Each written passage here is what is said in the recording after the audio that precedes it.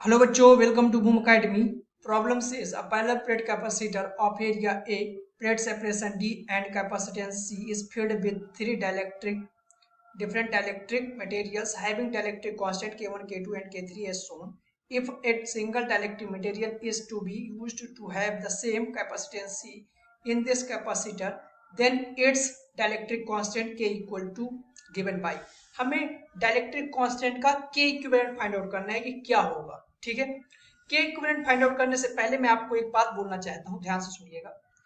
ये आप लोग इस फॉर्मेट के क्वेश्चन बहुत सारे देखेंगे। देखिए मैं दिखा देता हूं। ठीक है, एक सेकेंड। ये देखिए यहाँ पर हमारे पास ये प्रॉब्लम है, फिर इसके बाद ये है, और भी कई सारी प्रॉब्लम्स हैं। देखिए ये सारी प्रॉब्लम्स हैं जो कि आती रहती हैं। जे एडवांस में भी कई बार रिपीट होती हैं। ये देखिए ऑलरेडी मैंने बता दिया है। ठीक है, तो ये आपको ध्यान रखना है। इस बार ये वाला फॉर्मेट काफी फेवरेट है, जे मेंस एडवांस दोनों में आता है। ठीक है, सो आइए हम सॉल्व करते हैं। एक चीज इसमें कॉमन जो गलती होती है उसके बारे में भी मैं बोल दूंगा। ठीक है, क्या कॉमन मिस्टेक होता है यहाँ पर? गलती ये करते हैं ना बच्चे, मैं इसे थोड़ी से, ये जो हमारे पास ऐसे है ना कैपेसिटर, इसे मैं ऐसे थोड़ी सी ट्विस्ट करूंगा, ऐसे लाऊंगा। ठीक है, तो मैं इसे रीड्रा कर रहा हूँ। यहाँ पर ध्यान से देखिएगा, इसे मैं रीड्रा कर ले रहा हूँ। तो यहाँ पर इसके टर्मिनल्स ऐसे हो जाएंगे और जो K1 K2 है हमारे वो ऐसे हो जाएंगे। ठीक है, और जो मटेरियल लगा हुआ है यहाँ पर ऐसे लगा लेंगे, ये हो जाएगा हमारे पास कैपेसिटर। जैसे वैसे कनेक्ट कर दे रहे हैं, आराम से समझिए, कोई दिक्कत नहीं इसमें। सो ये हमारे पास एरिया कितना है? प्लेट एरिया ए है, तो इधर वाला A/2 है, इधर वाला A/2 है। टोटल सेपरेशन जो है प्लेट्स के बीच का कितना है? D है।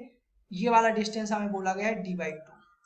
ठीक, यहाँ का जो K2 है मटेरियल, डाइलेक्ट्रिक मटेरियल, ये वाला K1 है डाइलेक्ट्रिक मटेरियल, ये वाला K3 है। ठीक है, अब यहाँ पर ध्यान दीजिए, के इक्विवेलेंट निकालने में जो बच्चे गलती करते हैं वो ध्यान से सुन लो, 100% फोकस हो गए। ठीक है, ये गलती नहीं होना चाहिए। आपको इस टाइप के बहुत सारे प्रॉब्लम मिलेंगे, हो सकता है ये पॉइंट उनमें जो प्रॉब्लम्स हैं वो पूछा गया हो। ठीक है, तो यहाँ ध्यान से सुनना, जो पैरेलल प्लेट्स होती हैं उनके क्रॉस जो पोटेंशियल डिफरेंस होता है वो सेम होता है।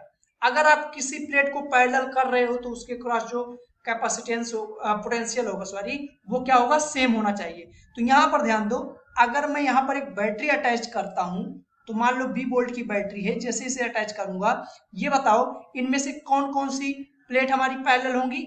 ये दोनों K1 K2 पैरेलल नहीं होंगी। क्यों? क्योंकि इनके क्रॉस पोटेंशियल डिफरेंस सेम नहीं होगा। यहाँ पर मटेरियल डिफरेंट है, यहाँ पर मटेरियल डिफरेंट है, तो यहाँ का जो पोटेंशियल है वो सेम नहीं होगा। दो पॉइंट्स का, ए और बी का, ए और बी का पोटेंशियल अगर सेम नहीं है तो ये दोनों प्लेट हमारी पैरेलल में नहीं होंगी। ठीक है, ये आई थिंक आपको समझ में आ गया होगा। अब मैं क्या करता हूँ, ये जो प्लेट K3 है ना, इससे भी मैं बांट देता हूँ। बांट तो सकता हूँ ना इसे। अगर मैं इसे बांटूंगा तो क्या हो जाएगा? इसका फिर से सर्किट डायग्राम रीड्रा कर ले रहे हैं। जो हमारे पास कैपेसिटर आ जाएंगे कुछ ऐसे आ जाएंगे, एक इधर आ जाएगा।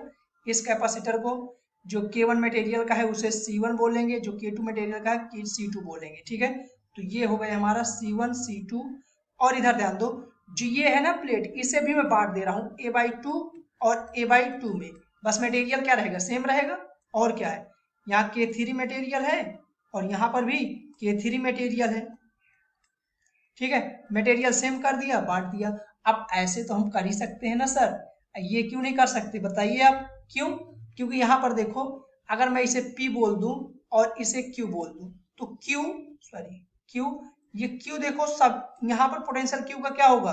अगर ये निगेटिव टर्मिनल से जुड़ा है तो जीरो, इधर का B, तो यहाँ देखो V है और यहाँ पर जीरो है। तो टोटल ओवरऑल जो देखा जाएगा, इनके क्रॉस पोटेंशियल क्या है? डिफरेंस सेम है। तो मैं ऐसे इन्हें दोनों को पैरेलल में ला सकता था, वैसे लाने में गलत हो जाएगा। ध्यान रखना, क्योंकि मटेरियल डिफरेंट है और डिफरेंट मटेरियल आने की वजह से इलेक्ट्रिक फील्ड डिफरेंट आएगा, डिफरेंट इलेक्ट्रिक फील्ड की वजह से पोटेंशियल ड्रॉप डिफरेंट होगा। ठीक है, तो ये चीज आपको ध्यान रखना है। अगर आप ऐसे बैटरी कनेक्ट करते हैं तो बताइए, हमें नहीं मालूम ये वाले का मटेरियल का C1 कैपेसिटेंस है, ये वाले का C2 कैपेसिटेंस है, इसका मटेरियल क्या है हमारे पास?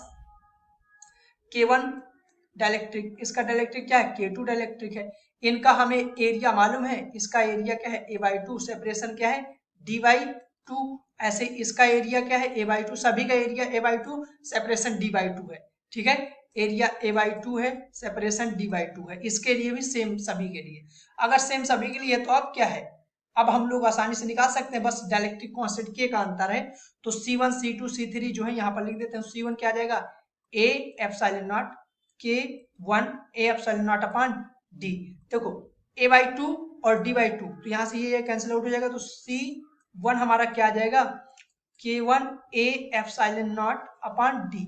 ऐसे C2 निकाल लेता हूँ। C2 क्या आ जाएगा, C2 जो आएगा वो मेरा आ जाएगा K2 a epsilon naught, sorry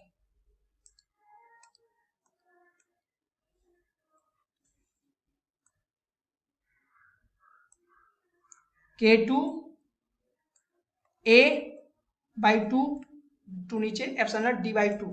तो यहां से देखो फिर क्या आ जाएगा हमारे पास, C2 आ जाएगा K2 a epsilon not by d, और यहाँ पर K1 है, ठीक है। ऐसे C3 और C4 जो है सेम रहेंगे। C3 इसे C3 बोल दे रहा हूँ, इसे C4 बोल दे रहा हूँ, ये दोनों का वैल्यू सेम रहेगा। क्या रहेगा, क्योंकि K3 रहेगा और a/2 d/2 एप्सिलॉन नॉट, तो डायरेक्ट एप्सिलॉन नॉट d लिख दे रहा हूँ, ठीक है। तो ये आ गया हमारे पास C1 C3 सब निकाल लिया हम लोगों ने।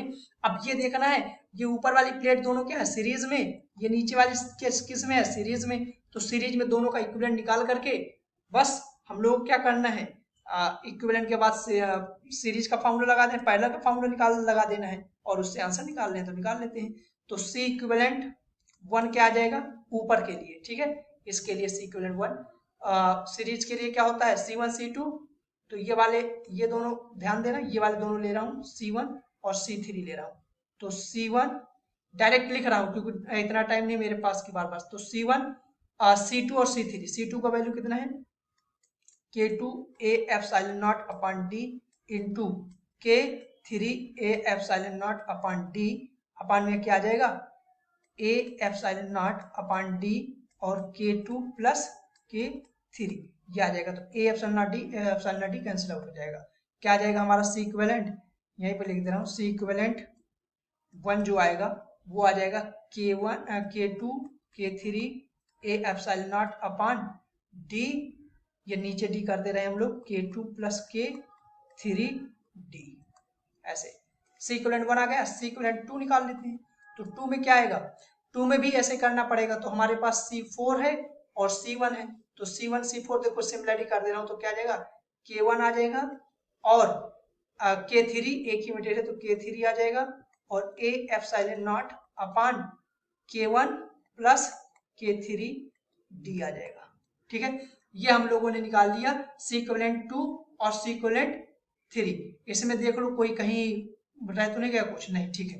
अब हम लोगों ने इन दोनों को क्या करना है, सम करना है, क्योंकि पैरेलल के लिए क्या होता है फॉर्मूला, फॉर पैरेलल में यहाँ पर लगा देना, फॉर पैरेलल, पैरेलल के लिए जो हमारे पास C इक्विवेलेंट होगा वो क्या आ जाएगा, इनका दोनों का इक्विवेलेंट 1 प्लस C इक्विवेलेंट 2।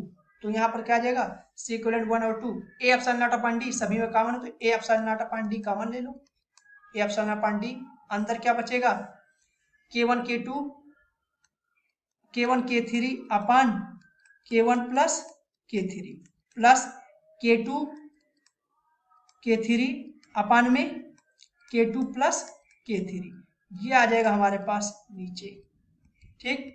अब इधर ध्यान देना, C इक्विवेलेंट की जगह हम लोग क्या लिख सकते हैं, जैसे जनरली हम लोग लिखते हैं वही C इक्विवेलेंट का फार्मूला क्या होगा, इस पूरे का इक्विवेलेंट, इस पूरे का इक्विवेलेंट K, ठीक है। तो C इक्विवेलेंट क्या हो जाएगा, A K equivalent A epsilon upon D, यही तो होगा C इक्विवेलेंट। तो C इक्विवेलेंट की जगह ये रखते रहे यहाँ पर, तो क्या हो जाएगा K equivalent a epsilon not upon d, तो a epsilon not d epsilon not d cancel हो जाएगा, k इक्विवेलेंट क्या आ जाएगा हमारा K1 K2 sorry K3 upon K1 plus K3, और यहाँ पर plus K2 K3 upon K2 plus K3, ये आ गया हमारे पास फाइनल आंसर। अगर आप मिस्टेक करते तो मिस्टेक करने पर भी यहाँ पर एक आंसर आ जाता है, ध्यान रखना ये वाला आता, और ये वाला क्या आता है गलत आंसर है, ठीक है। आप लोगों को गलती नहीं करना है। गलती कहाँ पे होती है, मेनली ये वाले पैरेलल में और ये एक सीरीज में ले लिया जाता है तब गलती होती है। तो आप लोगों को ये गलती नहीं रिपीट करना है। आई थिंक आप लोग सेम पोटेंशियल का कॉन्सेप्ट अच्छे से जानते हैं कि पैरेलल में दो कैपेसिटर या दो रजिस्टर तभी हो सकते हैं जब उनके क्रॉस सेम पोटेंशियल डिफरेंस हो। तो ये चीज दिमाग में रखना है। और इस टाइप के बहुत सारे क्वेश्चंस आते हैं, आपको करना है। अगर आपको अच्छा लगे तो इसे शेयर करना है अपने फ्रेंड्स में। आई होप आपको समझ में आया होगा। Thank you.